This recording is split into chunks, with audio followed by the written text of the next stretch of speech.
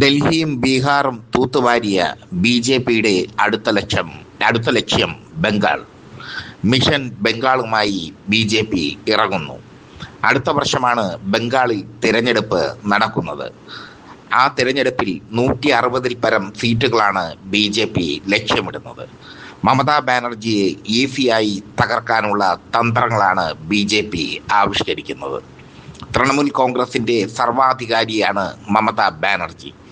CPM ഭരണത്തെ തകർത്ത് തരിപ്പണമാക്കി CPM എന്ന രാഷ്ട്രീയ പാർട്ടിയെ ബംഗാളിൽ നിന്ന് തുടച്ചു നീക്കി മമത നടത്തിയ പടയോട്ടം കൈക്കര്യത്തിന്റെ ബലം കൊണ്ടായിരുന്നു. ഇപ്പോൾ ബംഗാളിൽ തൃണമൂലിനെതിരായ ഒരു വികാരം നിലനിൽക്കുന്നത് ബി.ജെ.പി അറിയുന്നു. മമതയുടെ അനന്തരവൻ അഭിഷേക് ബാനർജിയാണ് തൃണമൂലിന്റെ കാര്യങ്ങളൊക്കെ തീരുമാനിക്കുന്നത്. അഭിഷേക് ബാനർജി പറയുന്നതിനപ്പുറം തൃണമൂൽ ചലിക്കുന്നില്ല. മമത തൻ്റെ പിൻഗാമിയായി പ്രഖ്യാപിച്ചിരിക്കുന്നതും അഭിഷേക് ബാനർജിയാണ്. അഭിഷേക് ബാനർജിയുമായുള്ള തർക്കം മൂലമാണ് നന്ദിഗ്രാം സമരത്തിൽ മമതയുടെ കൂടെ നിന്ന സുവേന്ദു അധികാരി മമതയെ ഉപേക്ഷിച്ച് പോയത്. കഴിഞ്ഞ തെരഞ്ഞെടുപ്പിൽ നന്ദിഗ്രാമിൽ സുവേന്ദുവോട് ഏറ്റുമുട്ടി മമത പരാജയപ്പെട്ടതും ശ്രദ്ധേയം. സുവേന്ദു അധികാരി ഇപ്പോൾ ബി.ജെ.പിയുടെ കളിക്കളത്തിലാണ്. ബി.ജെ.പിയുടെ തുറുപ്പുചീട്ടാണ് സുവേന്ദു അധികാരി. കഴിഞ്ഞ തെരഞ്ഞെടുപ്പിൽ ബി.ജെ.പി നല്ല പ്രകടനം കാഴ്ചവെച്ചെങ്കിലും തൃണമൂലിന്റെ കൈക്കരുത്തിന് മുമ്പിലും തൃണമൂലിന്റെ സ്വാധീനത്തിന് മുമ്പിലും ബി.ജെ.പിക്ക് അടിപതറി. ഇപ്പോൾ ഏറ്റവും ശക്തമായ തന്ത്രങ്ങളുമായി ബംഗാളിൽ കളം നിറഞ്ഞ് കളിക്കാനാണ് ബി.ജെ.പിയുടെ തീരുമാനം. മിഷൻ ബംഗാൾ യാഥാർത്ഥ്യമായാൽ ബി.ജെ.പിക്ക് അത് വലിയൊരു വിജയമായി മാറും. ബംഗാൾ ഇപ്പോൾ മമതയുടെ ഭരണത്തിന് കീഴിൽ ഞെരുങ്ങുകയാണ് എന്നാണ് ബി.ജെ.പിയുടെ രാഷ്ട്രീയ തന്ത്രജ്ഞരുടെ കണക്കുകൂട്ടൽ. ഒരു കാലത്ത് CPMന്റെ വസന്ത സ്വപ്നമായിരുന്നു ബംഗാൾ. ജ്യോതി ബാസു ദീർഘകാലം ഭരിച്ച ബംഗാൾ, ബുദ്ധദേവ് ഭട്ടാചാര്യ കൊണ്ട് കളഞ്ഞ ബംഗാൾ എന്ന് വേണമെങ്കിൽ പറയാം. ജ്യോതി ബാസു ഭരിച്ച ബംഗാളിനെ ബുദ്ധദേവ് ഭട്ടാചാര്യ കൊണ്ട് കളയുകയായിരുന്നു നന്ദിഗ്രാം സിന്ദൂർ സമരത്തിലൂടെ. ആ സമരം ബുദ്ധദേവ് വരുത്തിവെച്ച വലിയൊരു വിനയായിരുന്നു. തൃണമൂൽ കോൺഗ്രസ് അധികാരത്തിലേറിയ തൃണമൂൽ കോൺഗ്രസ് CPM പ്രവർത്തകരെ അടിച്ചൊതുക്കുമ്പോൾ, CPM പ്രവർത്തകരെ കൂട്ടക്കൊല ചെയ്യുമ്പോൾ അതിനെ പ്രതിരോധിക്കാൻ കഴിഞ്ഞില്ല ബുദ്ധദേവ് ഭട്ടാചാര്യയ്ക്ക്. അതാണ് അദ്ദേഹത്തിൻ്റെ പരാജയത്തിന് കാരണം. CPMകാർ പലരും ബംഗാൾ വിട്ടു. CPMന്റെ ബംഗാൾ ജില്ലാ സെക്രട്ടറി ഇടുക്കിയിലെ ചായക്കടയിൽ ജോലി ചെയ്യുന്ന ദയനീയമായ ദൃശ്യം നമ്മൾ കണ്ടു. പെരുമ്പാവൂരിലൊക്കെ CPMന്റെ ഉന്നത സംസ്ഥാന കമ്മിറ്റി അംഗം കൂലിപ്പണി ചെയ്യുന്ന ദൃശ്യങ്ങൾ കണ്ടു. ഗതികേടിലായി CPM. ചുവന്ന കൊടി കണ്ടാൽ അടി കിട്ടുന്ന അവസ്ഥ. ചുവന്ന കൊടി വെച്ച ഓഫീസുകളെല്ലാം BJP ഓഫീസുകളായി മാറി. ആത്മരക്ഷയ്ക്ക് വേണ്ടിയാണ് CPM പ്രവർത്തകർ BJPയിലേക്ക് ചേക്കേറിയത്.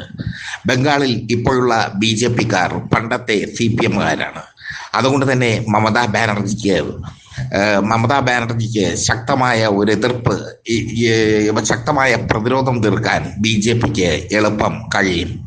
മമതയുടെ ഭരണം അഴിമതി നിറഞ്ഞതല്ലെങ്കിലും മമതയുടെ ഭരണം കുടുംബവാഴ്ചയാണെന്ന് BJP ആരോപിക്കുന്നു.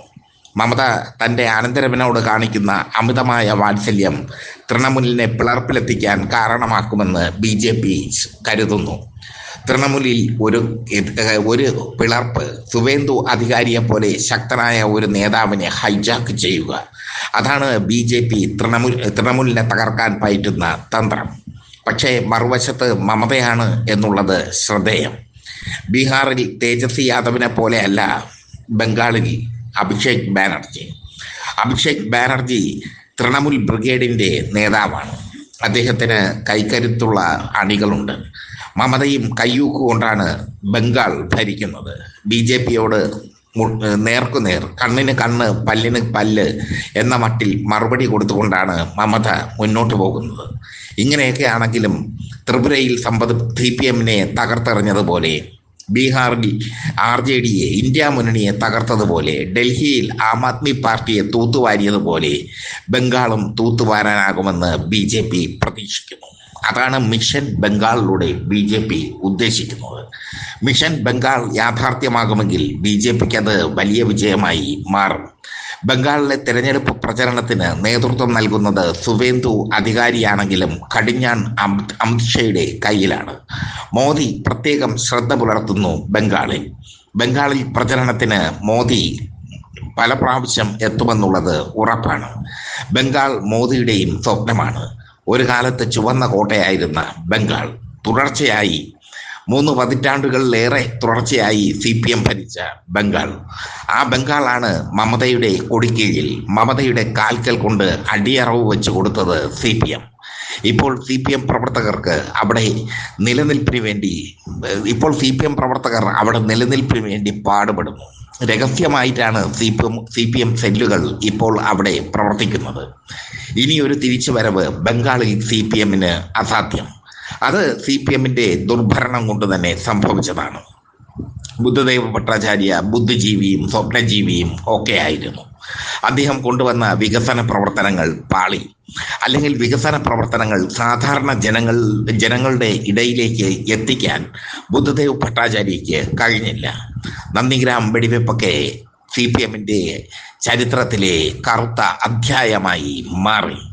ഈ സാഹചര്യത്തിലാണ് മമതാ ബാനർജി ഈ സംഭവബഹുലമായ കാലഘട്ടത്തിലൂടെയാണ് മമതാ ബാനർജി അധികാരം പിടിച്ചെടുക്കുന്നത്.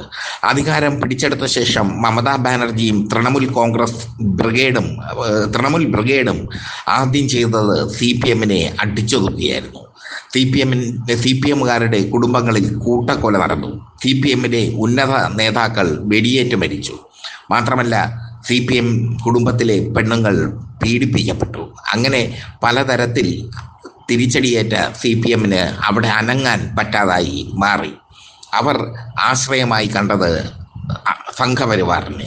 സംഘപരിവാർ അത് നന്നായി മുതലെടുത്ത് മുഖ്യ പ്രതിപക്ഷമാകുകയും ചെയ്തു ബംഗാൾ ഇപ്പോൾ മമതയുടെ ബംഗാളാണെങ്കിലും വരും കാലങ്ങളിൽ സുവേന്ദു അധികാരിയുടെ ബംഗാളായി മാറും എന്നതാണ് BJP ബംഗാൾ ജനതയ്ക്ക് നൽകുന്ന സന്ദേശം.